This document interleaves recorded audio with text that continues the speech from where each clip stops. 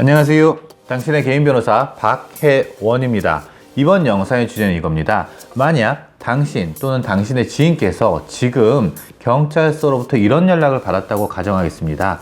성범죄 관련된 사건으로 인해서 당신을 좀 조사를 해야 될 것 같으니까 피의자로 나오세요라는 연락을 받으셨을 때 혹시라도 당신 또는 당신의 지인께서 변호사의 조력을 받지 않은 상태에서 혼자 조사를 받으러 가시는 것들은 극구 반대입니다.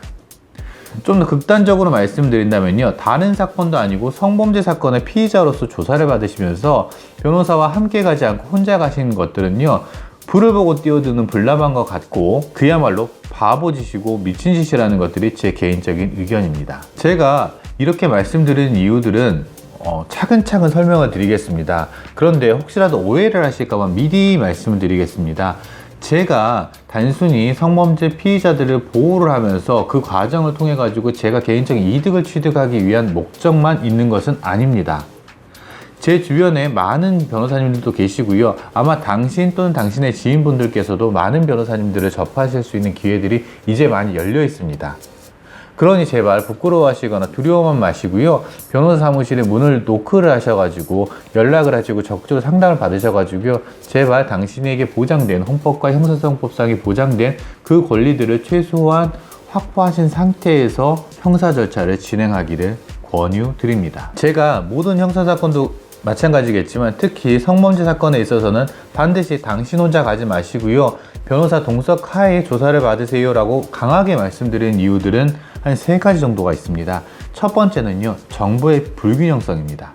두 번째는요, 힘의 불균형성입니다. 세 번째는요, 그나마 당신의 진술 그 자체의 일관성이라도 지키기 위해서입니다. 자, 이 말씀들 차근차근 풀어드릴 텐데요. 한번 곰곰이 한번 생각을 해보자고요. 첫 번째, 정보의 불균형성에 대해서 말씀을 드리겠습니다.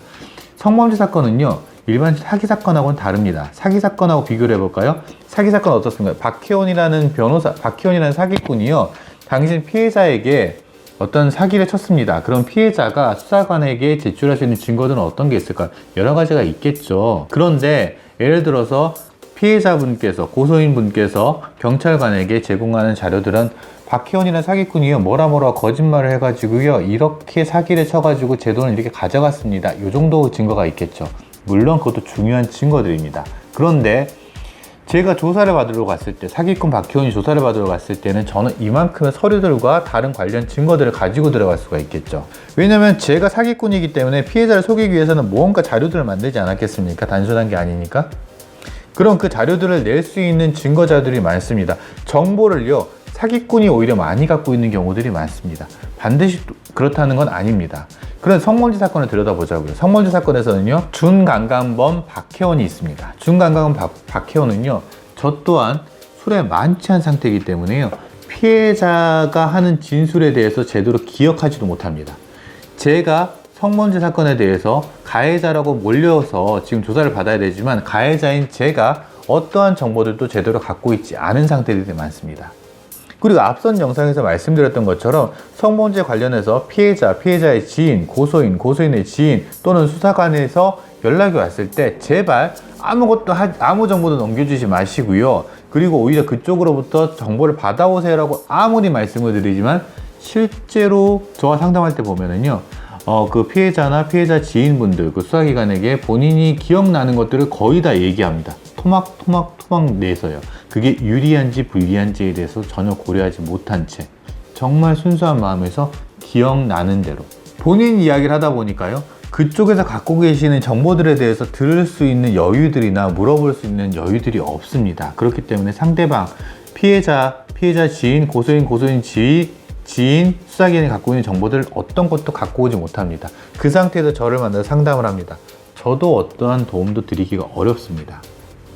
자백을 할지 부인을 할지 단순한 문제가 아니고요, 어떤 범죄 사실인지조차도 기억을 제대로 하지 못하는 부분들이 있고요, 그 범죄 사실을 모르는 것들에 있어 가지고 중요한 증거들이, 우리가 갖고 있는 증거들이 중요한 반박 자료가 될지 안 될지조차도 가늠하기가 어려운 경우들이 많습니다. 이런 정보와 불균형성들을 깨기 위해 가지고는요, 그래도 형사사건, 성범죄 사건을 많이 경험해 본 아니면 다룰 수 있는 변호사님과 함께 가셔가지고요. 그냥 변호사님들이 옆에서 아무것도 안 하고 있는 것 같지만요. 그 수사관님께서 제시하시는 증거들이나 아니면은 그 질문 뒤에 숨어 있는 피해자의 진술이나 증거들에 대해 가지고 미리 캐치할 수가 있습니다. 그러면 어떤 부분에 있어 가지고 무엇을 준비해야겠다, 이 사건의 쟁점은 무엇이겠다, 이 수사관님께서, 이 피해자께서 피해자나 또는 고소인 쪽에서 어떤 정보들을 가지고 있구나, 이것에 대해서 이렇게 대응해야겠다는 전략들을 그 자리에서 짜실 수가 있습니다. 그렇기 때문에 그 정보의 불균형성을 맞추기 위해서라도 반드시 변호사님과 함께 가셔야 됩니다. 두 번째는요, 힘의 불균형성입니다. 당신께서 경찰서에 조사를 받으러 나가시는 그 상황들을 가정해 보겠습니다. 그 상황은요, 이미 피해자가 진술을 마쳤습니다. 그 진술을 하는 데 있어 가지고는요, 대개의 경우에는 뭐 해바라기 센터라든지 여러 여성단체들, 피해자들을 구제해주는 시민단체들의 도움을 받기도 하고요. 또한 국가에서 선정해주는 피해자 전담 변호사님들의 도움을 받습니다. 그렇게 피해자의 진술, 그리고 피해자가 자기에게 유리한 진술을 해줄 수 있는 참고인 진술이 맞춰진 상태고요. 그리고 그 과정에서 피해자 전담 변호사님 뿐만 아니라 각종 여성단체까지도 노력을 하고 있습니다. 그리고 한 가지 간과하면 안 되시는 게요, 수사기관, 경찰이나 검사님들은 당신에 대한 어떤 악감 정도 갖고 계시는 분이 아닌 것은 사실이지만 범죄자를 잡는 것들이 주 목적이고 그게 직업이신 분들이시기 때문에 범죄자로 몰려가지고 피의 사실에 대해 가지고 조사를 하는 사람들에 대해서 일단은 의심하는 것들이 그분들의 직업입니다. 그럼 이분은 이미 피해자 쪽에 기울 수밖에 없다는 것들을 인정하고 가자고요. 이렇게 5개의 힘들을 상대하는 것이 당신 혼자라 그러면 이거는 너무나 힘의 불균형성이 발생하는 것이 아닌가라는 생각을 갖고 있습니다. 그래서 당신 옆에서 이들의 이야기들에 대해서 당신 편을 들어줄 수 있는 누군가가 옆에 있어야 됩니다. 진술을 대신해 주는 것들은 아닙니다만은 당신 편이 옆에서 함께 해줘야 됩니다. 그래서 당신께서 하시는 말씀들을 객관적으로 정리할 수 있는 기회를 줘야 됩니다. 예를 들면 이렇습니다. 피해자분이 여성센터라든지 아니면은 피해 전담 변호사님의 도움을 받아가면서 진술하는 과정은 이렇습니다. 피해자분 계속 우십니다. 그리고 센터 직원들의 안내를 받아가지고 심신을 차분하게 만들어 드립니다. 그리고 어떤 치료 채취라든지 이런 과학적인 방법들을 도와드립니다. 그리고 잘 기억나지 않는 부분들에 대해 가지고 어떤 기억나는 부분들에 대해서 그분들이 안심을 시켜가면서 진술을 한번 초안을 만들고요. 그 중에 법률적인 진술들의 중요한 부분들은 피해자 전담 변호사님께서 어느 정도 코치라든지 안내를 해주는 경우들이 많습니다. 그 상황에서 피해자 진술들은 만들어졌습니다. 당신의 진술은 어떻습니까? 당신의 진술이 만약에 그냥 억울합니다. 그건 맞는 것 같은데요. 그렇습니까? 그 사람 말이 그 기억이 그렇다 그러면, 그 사람이 불쾌했다 그러면 그 사람 말이 맞겠죠. 라는 식으로만 간다 그러면 일단은 힘의 불균형성이 발생할 수밖에 없다라는 점입니다. 세 번째는요, 진술 싸움입니다. 명확한 증거가 있는 상황이라 그러면은 가셔가지고 바로 자백하시는 것도 방법일 수 있습니다. 그런데 대개의 경우에 명확한 증거들이라는 것들이 존재하기 어려운 경우들이 많고요. 그렇기 때문에 진술 대 진술의 싸움이 되는 경우들이 많습니다. 그런데 다른 무죄 추정 원칙이 강하게 적용되는 일반 형사사건과는 다르게요, 성범죄의 특성상 피해자의 진술에 대해서는 보다 더 높은 가치를 주는 것들이 실제 지금 형사 절차에서 많이 발생하고 있다는 것들은 여러 매체들을 통해 가지고 확인하실 수가 있을 겁니다. 그러면 심지어는 이렇습니다. 그 피해자분의 진술과 가해자로 몰려있는 당신의 진술이 똑같이 믿을만 하는 경우에는 피해자 진술을 더 높게 평가를 하는 경우도 있습니다. 그리고 피해자의 진술이 일그러져 있습니다. 그리고 당신의 진술이 일관됩니다. 그리고 이것을 뒷받침하는 객관적인 증거들이 보이지 않는 것처럼 보입니다. 그럼에도 불구하고 성인지 감수성 이야기들을 하면서 피해자는 그럴 수 있다는 식으로 이 진술을 오히려 더 높게 평가를 합니다. 이것까지도 여러 가지 이유들이 있으니까 인정을 하자고요.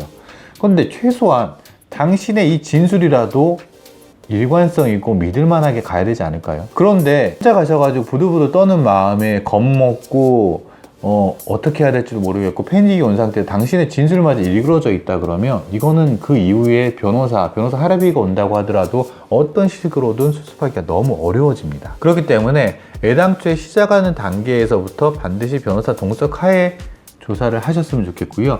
그 조사가 끝난 다음에 그 변호사님하고 그 담당하시는 당신의 변호사님하고 진지하게 상의를 하셔가지고 이 사건을 갖다가 어떤 식으로 이끌어 가야 될지에 대해서도 보다 더 깊고 심도 높은 논의들을 할 수도 있습니다. 그것은 당신께서 당신의 변호사에게 기회를 주는 거라고 볼 수도 있습니다. 그렇기 때문에 형사사건, 특히 성범죄 사건에 있어서 당신 혼자서 조사를 받는 그런 위험한 바보 같은 행동들은 자제하셨으면 좋겠고요. 기회가 되시고 여력이 되신다 그러면 가능하면 반드시 변호사님과 함께 동석하에 조사를 받으시기를 강하게 권유드리겠습니다. 이상 당신의 개인 변호사 박혜원이었고요. 저는 항상 당신 편입니다. 감사합니다.